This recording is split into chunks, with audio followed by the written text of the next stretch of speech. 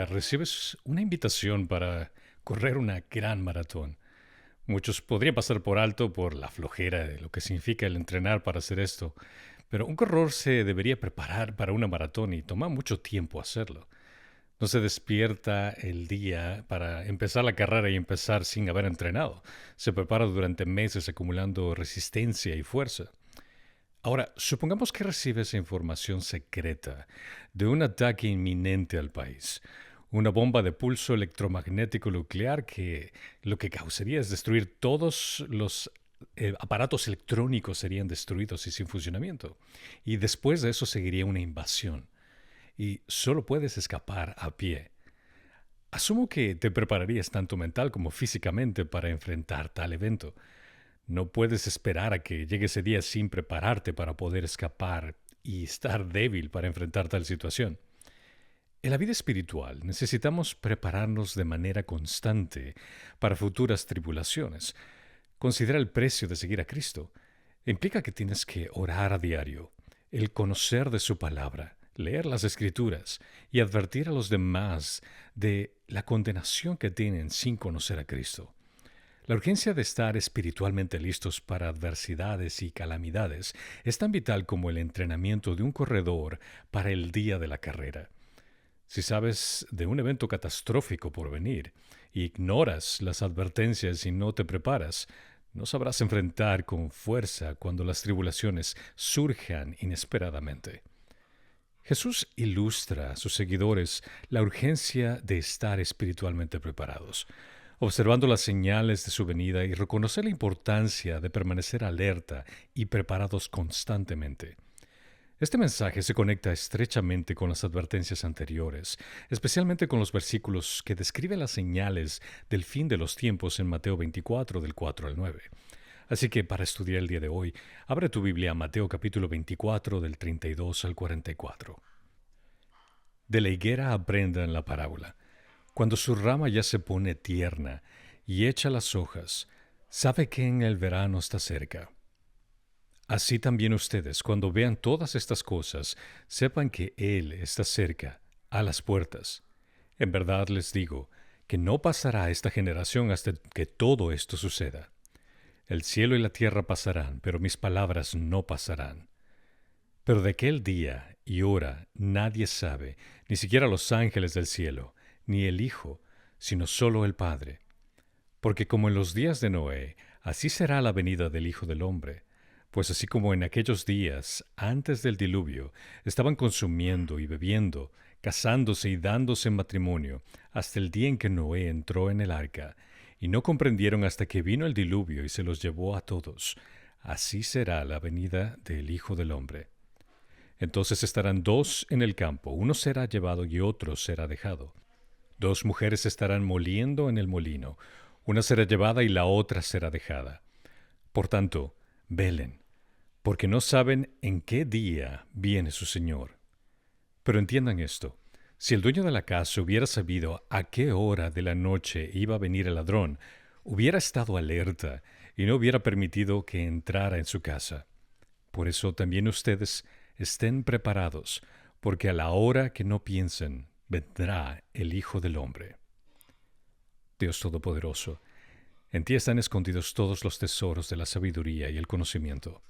Por medio de la intercesión del Espíritu Santo, abre los ojos de nuestro corazón para que podamos entender las maravillas de tu palabra.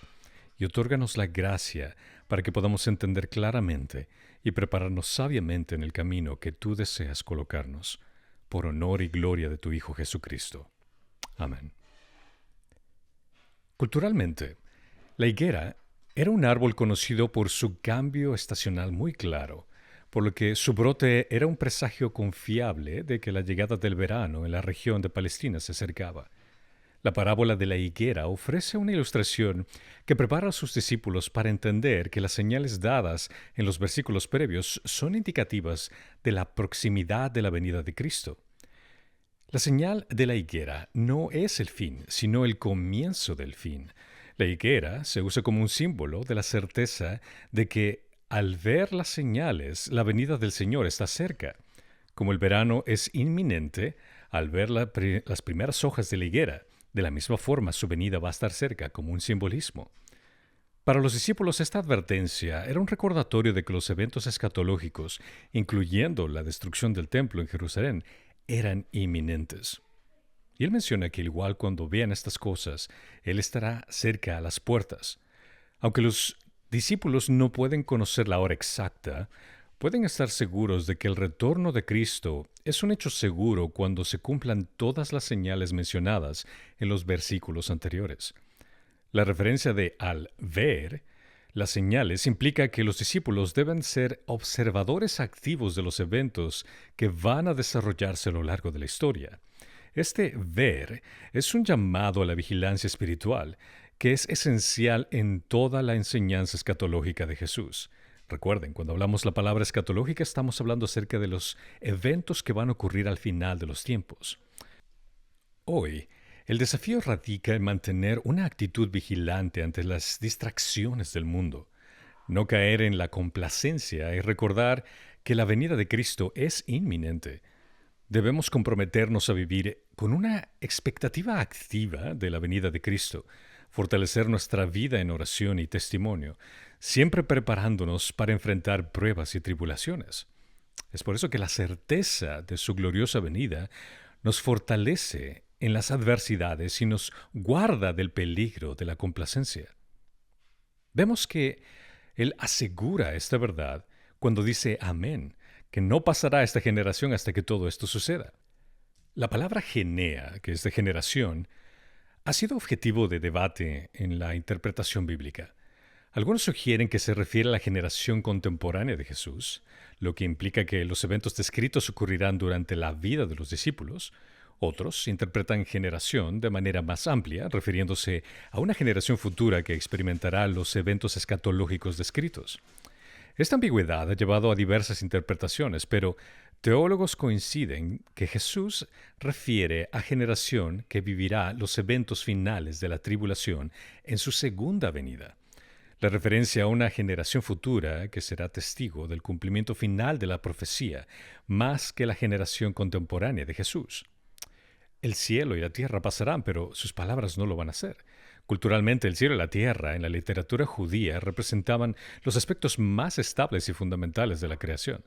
Decir que estos elementos pasarán implica un cataclismo total, que solo puede ser comparado con la destrucción final y la renovación prometida de Dios. El énfasis no está en la destrucción del mundo material, sino en la permanencia de la revelación divina a través de Cristo, la cual es más fiable que cualquier cosa del universo. En Isaías 48 menciona, se seca la hierba, se marchita la flor, pero la palabra de nuestro Dios permanece para siempre. 1 Pedro 1:25, pero la palabra del Señor permanece para siempre. Esa es la palabra que a ustedes les fue predicada. Aunque el universo material es temporal y será transformado, las promesas de Jesús sobre el regreso del reino de Dios, el juicio y la salvación son irrevocables. Jesús habla con autoridad del Dios que es. Su palabra será fundamento en el que se cimienta la nueva creación. Tal como en otras palabras mencionó Agustín de Hipona, la palabra de Dios es eterna. No porque haya sido dicha una vez, sino porque siempre dicha, y cuando es dicha, permanece eterna.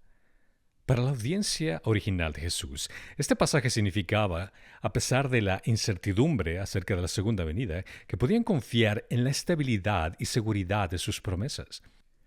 Aunque el templo sería destruido y tendrían un futuro que parecería incierto, Jesús enseña que su palabra es sumamente confiable, que perduraría más allá de la destrucción física y de las instituciones e incluso del mundo visible. Mientras el mundo está sujeto a cambios y destrucciones, los seres humanos pueden confiar en la estabilidad de la palabra de Dios. Es una invitación a basar nuestra fe y esperanza en las promesas divinas que no se van a desvanecer, no importa lo que ocurra.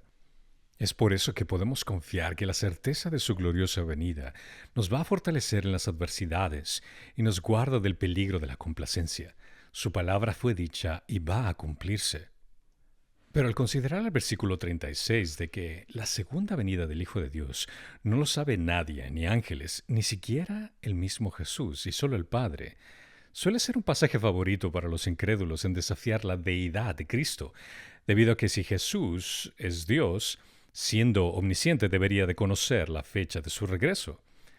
Para evaluar esta declaración debemos tener una comprensión adecuada de la naturaleza de Jesús, tanto en su divinidad como en su humanidad.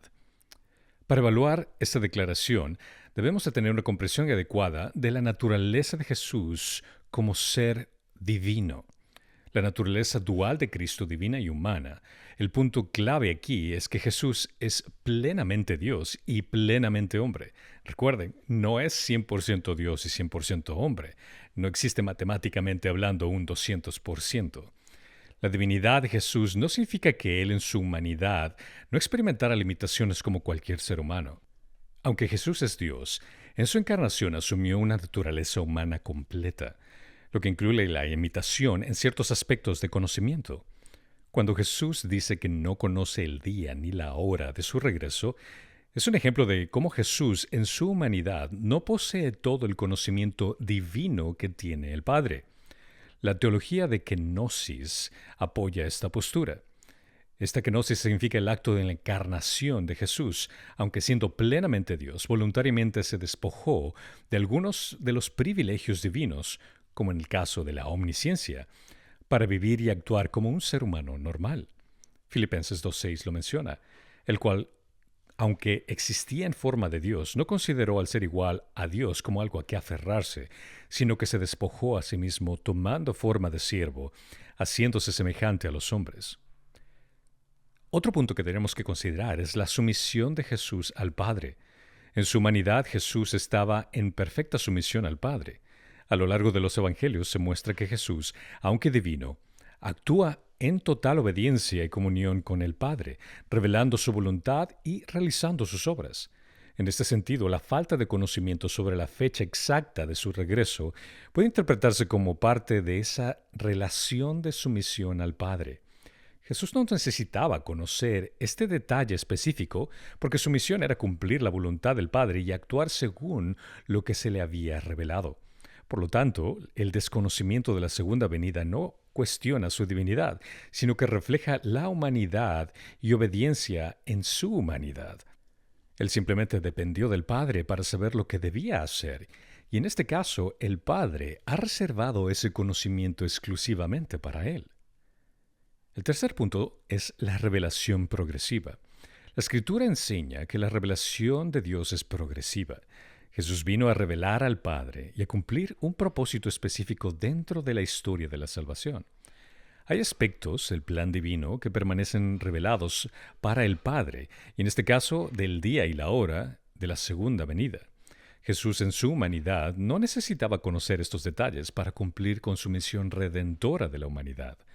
Al no conocer esa información, muestra que no actuaba como un ser autónomo con omnisciencia, sino como un siervo obediente al Padre en todo. El cuarto punto es la diferencia entre los atributos divinos y humanos. En su humanidad Jesús experimentó las limitaciones propias de ser un ser humano. Esas limitaciones no anulan su divinidad, sino que revelan cómo su divinidad se manifestó a través de la humanidad. El que no conociera la hora de su regreso muestra que Jesús estaba sujeto a las limitaciones de humanidad, pero al mismo tiempo sigue siendo plenamente Dios en su naturaleza, poder, autoridad y en su capacidad para llevar a cabo la obra redentora por la cual vino. El quinto punto es un enfoque teológico pastoral. Finalmente, este aspecto del conocimiento de la segunda venida también tiene un propósito pastoral. Jesús no reveló el momento exacto de su regreso para que los creyentes vivieran en constante preparación, vigilantes y listos en todo momento.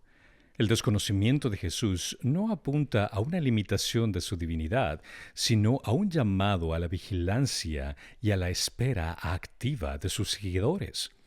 Esto invita a los cristianos a vivir en una espera constante, sin caer en la complacencia ni en la especulación sobre el cuándo es el que va a regresar. La postura de que Jesús es Dios, a pesar de que no conoce la fecha exacta de su segunda venida, se sostiene en la encarnación, naturaleza dual, sumisión al Padre, obediencia y dependencia en su humanidad. Esta limitación de conocimiento en Jesús no niega su divinidad, sino refuerza la realidad de su encarnación y su misión redentora, enfatizando la necesidad de vivir preparados para su regreso, que es el objetivo del cual su mensaje. Al continuar, vemos que Jesús utiliza una referencia de Noé como para esta preparación. En el contexto cultural y religioso judío, la figura de Noé y el diluvio eran bien conocidas, siendo un símbolo de juicio divino. Jesús introduce la comparación con los días de Noé, que será uno de los principales ejemplos de lo inesperado y repentino que será el regreso de Cristo. Personas en el día de Noé estaban sumidas en sus rutinas cotidianas, comiendo, bebiendo, casándose, y era una representación de la indiferencia ante los llamados divinos. Estas actividades cotidianas no son malas en sí mismas, pero cuando se convierten en un obstáculo para estar atentos al regreso de Cristo, se convierten en un problema. La vida material puede absorber la atención de las personas al punto de ignorar el llamado divino al arrepentimiento y a la preparación. Como el pastor Alistair Begg lo menciona, vivimos en un mundo que consume todas nuestras energías, pero debemos recordar que el fin está cerca. Esta comparación subraya la importancia de estar siempre preparados y vigilantes, ya que la venida de Cristo será repentina y no habrá tiempo para arrepentirse una vez que Él llegue. Aunque las personas sabían del juicio inminente por las advertencias de Noé, la mayoría siguió viviendo su vida normalmente, lo que provocó que fueran arrastrados por el diluvio, ya que no estaban preparados en lo más mínimo. Este paralelo enseña que el regreso de Cristo interrumpirá la vida cotidiana y será un evento tan inesperado para muchos como lo fue el diluvio para los contemporáneos de Noé, ya que así será la venida del Hijo del Hombre. El regreso de Cristo será sorpresivo y todos los creyentes deben vivir en preparación constante sin caer en la complacencia. La Iglesia enfrenta el desafío de mantenerse vigilante y preparada, especialmente en un mundo que está lleno de distracciones y ocupaciones que pueden hacer que el creyente pierda de vista la inminencia de su segundo regreso. Es por eso que la certeza de su gloriosa venida nos fortalece en las adversidades y nos guarda del peligro de la complacencia. Vemos también que Jesús utiliza el ejemplo de dos personas en el campo que fueron llevadas. Este evento no debe interpretarse como una referencia al rapto, como algunos sugieren, sino que describe la separación final que ocurre al final, en el juicio final. El tomando, en este contexto, no se refiere a un arrebato hacia la salvación, sino a un juicio donde los que no están preparados son tomados por el juicio de Dios, mientras que los que son dejados permanecen con Cristo para recibir el reino de Dios. Este acto de separación es similar al del juicio de los días de Noé, cuando las personas fueron separadas y aquellos no preparados fueron destruidos por el diluvio. El contexto de Noé y el juicio a los que pasaron por alto las advertencias subrayan lo inesperado que es este evento, que se produce mientras personas ocupadas en rutinas diarias, lo que enfatiza la necesidad de estar preparados aún en nuestra vida cotidiana. En este contexto, la palabra tomados se refiere al acto de ser capturado o llevado. En el contexto judío, no era una manera positiva de pensarlo, ya que muchos habían experimentado el acto de separación para juicio cuando fueron cautivos a tierras lejanas. El verbo está en voz pasiva, lo que implica que aquellos que son tomados están siendo llevados por una fuerza externa, en este caso, el juicio divino. Al misma forma, cuando menciona dos mujeres moliendo, una llevada y otra será dejada, este pasaje revela a Dios como el juez justo que traerá una separación definitiva entre los justos y los injustos. La justicia de Dios es clara en la manera en que realiza esta división. Aquellos que están preparados para su venida serán recibidos. Los que no lo están serán excluidos. Es por eso que hay que velar, porque nadie sabe el día en que viene el Señor. Esta advertencia subraya la necesidad de vivir en una expectativa activa y vigilante, sabiendo que el regreso de Cristo puede suceder en cualquier momento, pero sin saber exactamente cuándo. El término velad En el griego resalta la necesidad de estar siempre preparados, sin caer en complacencia ni en descuido, lo cual es una exhortación para vivir en una constante expectativa. El énfasis aquí no está en la especulación sobre la fecha de la segunda venida, sino en la preparación constante para tal evento. Muestra la paciencia de Dios, quien da tiempo para que los seres humanos se preparen, pero también la justicia de su juicio, que será repentina y definitiva. Es por eso que para el cristiano la certeza de su gloriosa venida nos fortalece en las adversidades y nos guarda del peligro de la complacencia. Y pone otra ilustración Jesús al ahora presentar el contexto de un ladrón. En el contexto cultural de la época, las casas eran construidas con materiales pobres, como de adobe, lo que permitía que los ladrones entraran por agujeros en las paredes o techos. Esta imagen de un ladrón nocturno era común en la vida diaria y se utilizaba para describir situaciones inesperadas o sorpresivas.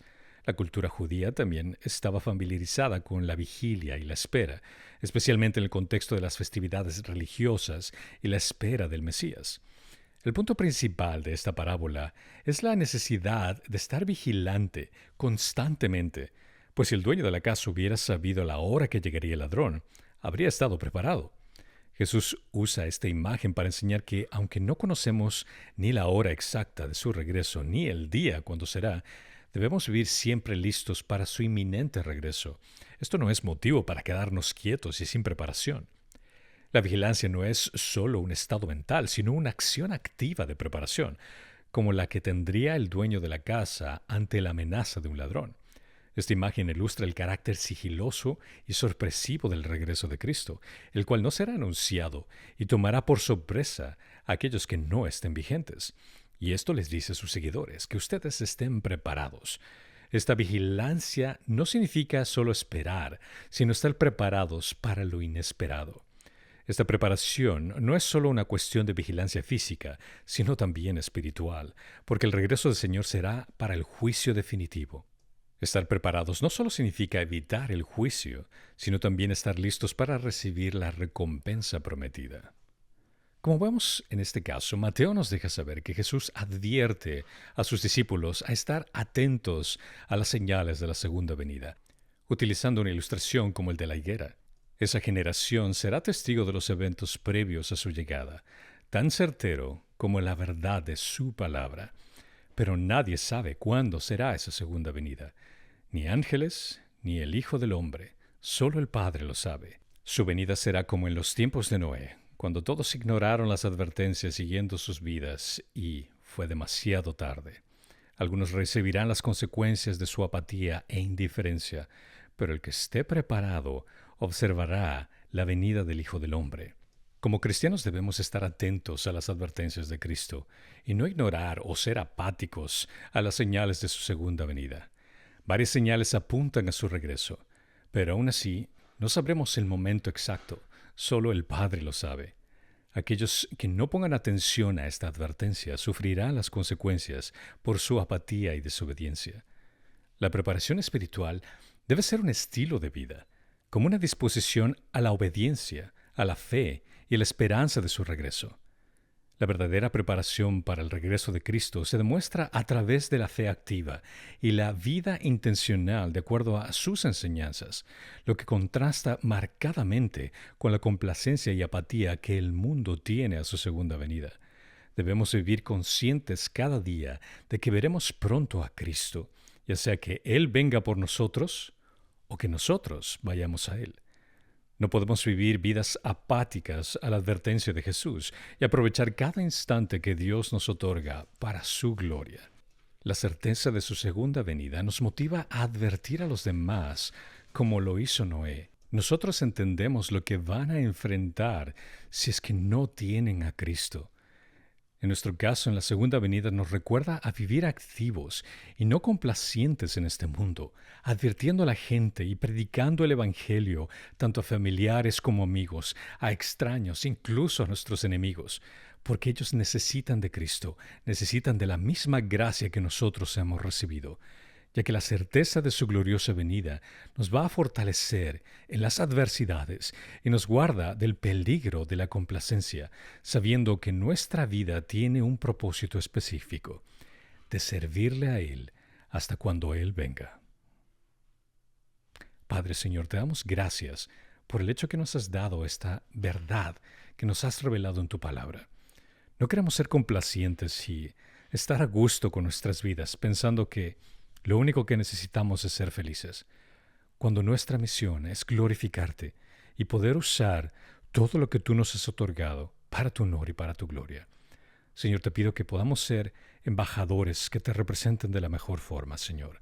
Ser la sal y la luz del mundo que nos has llamado a ser, para poder servirte en cada acción, en cada oportunidad y en cada momento que tú nos des, donde tu nombre sea glorificado por medio de nuestro servicio. Te lo pedimos en Cristo Jesús. Y todos dicen, amén.